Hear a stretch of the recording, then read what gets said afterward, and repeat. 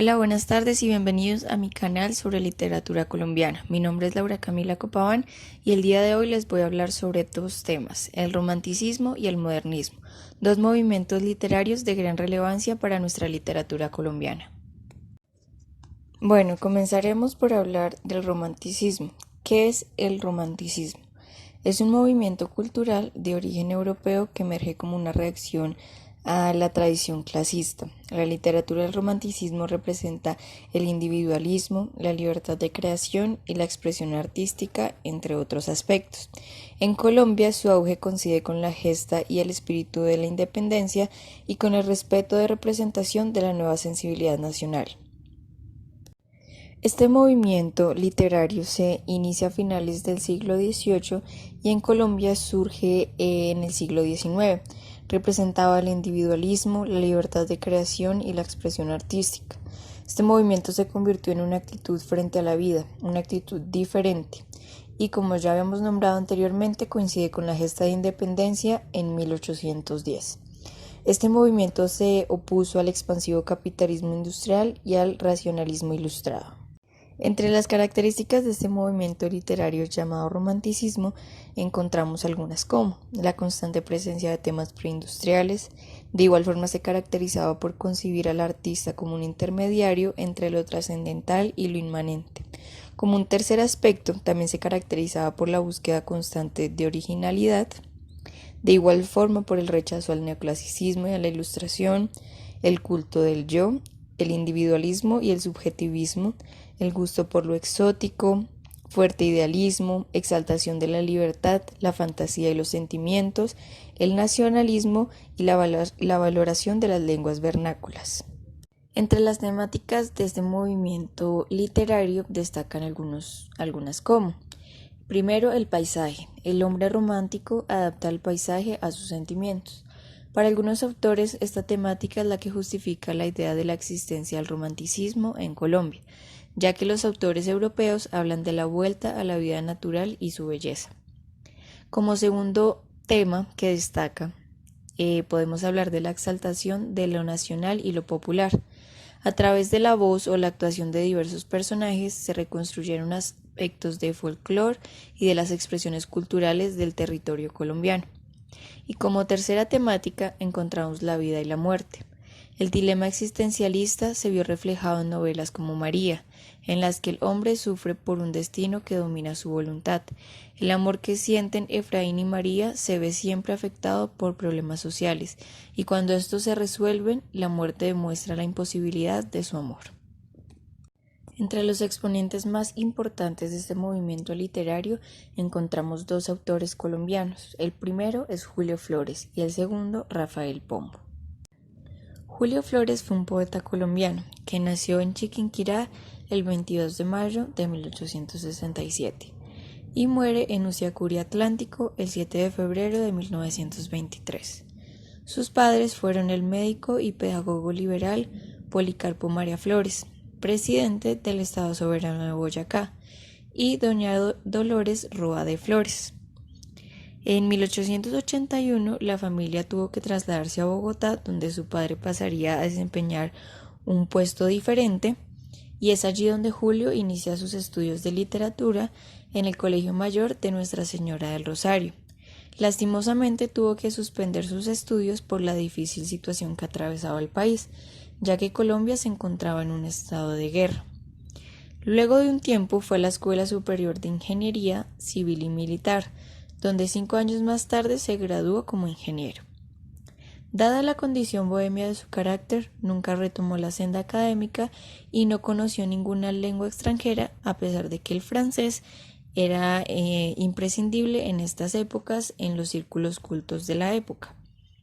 Flores frecuentó círculos intelectuales de la ciudad y fue amigo de dos grandes poetas de la época, Calendario Beso y José Asunción Silva. Calendario era repudiado por la aristocracia bogotana por ser de raza negra y por rechazar los reglamentos impuestos por la Iglesia Católica y la sociedad de la época. Sus libros Cardos y Lirios, así como con su ovacionado poema La araña, obtuvieron publicación en 1905 en Venezuela. Manojo de zarzas y cesta de lotos fueron editados en 1906 en Salvador, Fronda Lírica en Madrid en 1908 y Gotas de Ajenjo en Barcelona en 1909, año en que regresó a Colombia representando un recital en Barranquilla. Julio Flores fue uno de los creadores y partícipes de la Gruta Simbólica, que surgió justo en medio de la Guerra de los 1000 días en 1900. Era una tertulia de puertas abiertas en la que incluso los adversarios políticos y literarios se daban cita. Llegaron a contarse al menos unos 70 miembros. En esta gruta simbólica se reunían para hacer la declamación de sus poemas y la escritura de los mismos. Otro gran exponente de este movimiento literario fue José Rafael de Pombo y Rebolledo, quien nace el 7 de noviembre de 1833 en la ciudad de Bogotá y fallece el 5 de mayo de 1912 a la edad de 78 años. Hijo de Lino de Pombo O'Donnell y Ana María Rebolledo, quienes eran pertenecientes a familias de la aristocracia de Popayán. Su familia decide trasladarse a la ciudad de Bogotá. Ana María Rebolledo tenía 9 meses de embarazo, dando pues en poco tiempo a luz a su primogénito José Rafael de Pombo. Doña Ana María le enseñó a Rafael las primeras letras. A la edad de 11 años ingresó en el seminario. El estudio de latín hizo de él un diestro traductor de los clásicos. En el año 1855, Rafael viaja a los Estados Unidos como diplomático. Allí es contratado para traducir al castellano una serie de canciones infantiles de la tradición anglosajona. El resultado de este trabajo fue más que una traducción, una adaptación transformativa que fue publicada en 2 volúmenes con los títulos Cuentos pintados para niños y Cuentos morales para niños formales. A pesar de su extensa y diversa obra literaria, Pombo es recordado principalmente por esta contribución a la literatura infantil. Entre sus fábulas infantiles más populares están Michín, Juan Chunguero, Pastorcita, La pobre viejecita, Simón el Bobito, El gato bandido y El renacuajo paseador. Después de residir 17 años en Estados Unidos, regresó a Santa Fe de Bogotá, donde trabajó como traductor y periodista, donde fundaría varios periódicos, entre los cuales destaca El Cartucho y El Centro. También trabajó como libretista en una ópera, así en el caso de Esther. Fue premiado en una ceremonia de coronación como Poeta Nacional de Colombia, en un homenaje que se le atribuyó en el Teatro Colón de Bogotá el día 20 de agosto de 1905. El 6 de febrero de 1912 reemplazó a Manuel María Mayarino como miembro de la Academia Colombiana de la Lengua, de la que fue secretario perpetuo. Tras la ceremonia se recluyó en cama, decayendo su salud progresivamente hasta su muerte el 5 de mayo de 1912. En 1983 fue inaugurada la Fundación Casa Rafael Pombo en homenaje póstumo. Ahora continuamos con el modernismo. ¿Qué es el modernismo? Pues es un movimiento literario que se desarrolló entre los años 1890 y 1910, fundamentalmente en el ámbito de la poesía. Se caracterizó por una profunda renovación del lenguaje, representaba la idea de la unión entre el romanticismo y el realismo y ayudó al mundo a tener una mente un poco más abierta al tener correspondencia a las artes tales como la literatura, pintura, música y escultura. Ayudó a innovar, buscar y explorar nuevos caminos en la vida. El modernismo es el primer movimiento literario que surgió en América Latina. Tuvo su mayor arraigo en la poesía producida entre aproximadamente 1880 y 1916, año en el que falleció Rubén Darío, poeta nicaragüense generalmente considerado como el patriarca del modernismo. Para muchos críticos, el modernismo se inicia con la publicación de su poemario Azul en 1888. Sin embargo, esta nueva estética se ha encontrado en la obra poética de José Martí y Manuel Gutiérrez Nájera, escrita entre 1875 y 1882. Entre las características del modernismo encontramos algunas como: primero, que lo nacional predomina sobre lo extranjero. Un segundo aspecto es que la provincia le otorga a la literatura colombiana un poco más de credibilidad y autenticidad sobre la vida. De igual forma vemos que esta literatura es el resultado del libre juego de la fantasía y que se caracteriza por hacer el marginamiento de lo cotidiano y la evasión de la realidad. Se hace un rechazo de la realidad cotidiana ante la cual el escritor puede huir en el tiempo o en el espacio. De igual forma vemos la alternancia entre el tono melancólico y la vitalidad, el uso de la mitología y el sensualismo, una renovación léxica con el uso de helenismos, cultismos y galicismos, el deseo innovador que aspiraba a la perfección apreciada en la literatura europea, la adaptación de la métrica castellana a la latina, el culto a la perfección formal con poesía serena y equilibrada, y de igual forma vemos que lo nacional predomina siempre sobre lo extranjero. Este movimiento literario es hispanoamericano. Entre los temas centrales de este movimiento encontramos la desazón típica del romanticismo, el hastío de la vida y una profunda tristeza, junto a la melancolía y la angustia, la búsqueda de la soledad y el rechazo de una sociedad, el escapismo, evasión de la realidad del tiempo y del espacio, el amor y el erotismo con cierta idealización del amor y de la mujer, los temas americanos, en especial los temas indígenas, muchas veces con la defensa del indígena, lo hispano como antecedente histórico valioso que le otorga una armonía frente al mundo inarmónico y el uso del lenguaje culto y formal. Uno de los más importantes escritores colombianos que pertenecieron a este movimiento literario fue Guillermo Valencia, quien nace el 20 de octubre de 1873 en Popayán y muere el 8 de julio de 1943. Fue un poeta y político colombiano. Fue pionero del modernismo en Colombia y creador de una poesía pictórica con influencias del romanticismo y del parnasianismo. Hijo de Joaquín Valencia Quijano y Adelaida Castillo Silva. Quedó huérfano a los 10 años de edad. Luego de esto, gracias a su hermano mayor, consiguió estudiar en el colegio de San José de la Salle, ubicado en Medellín, donde el escritor empezó a demostrar su inclinación por la poesía.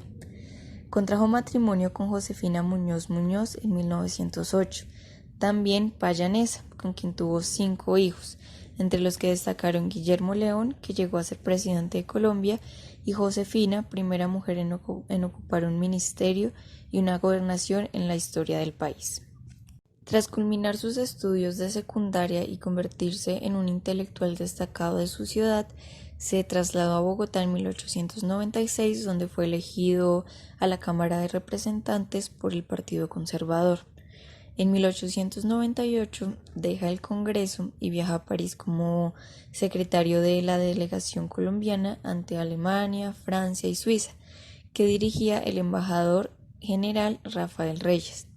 A su regreso al país, durante la Guerra de los 1000 días, asume un cargo de mediana responsabilidad en el Ministerio de Hacienda en 1901, pero fugazmente, ya que pasa a ocupar sucesivamente las secretarías de Educación y de Gobierno del departamento de Cundinamarca, y entre 1904 y 1908 asiste nuevamente al Congreso y se perfila como un dirigente destacado de su partido. En 1909 ocupa la gobernación del Cauca, tras lo cual viaja a Europa y se aleja de la política nacional. Fue candidato 2 veces a la presidencia de la República y fue derrotado en ambas ocasiones. Luego de esto, durante sus últimos años, Valencia asistió intermitentemente a la Cámara de Representantes, pero ya no con un gran protagonismo. Falleció en Popayán el 8 de julio de 1943 y la Ley 80 de 1943 declaró monumento nacional la amplia casona donde vivió y murió, hoy denominada Museo Nacional Guillermo Valencia, y en cuyo panteón reposan sus restos mortales.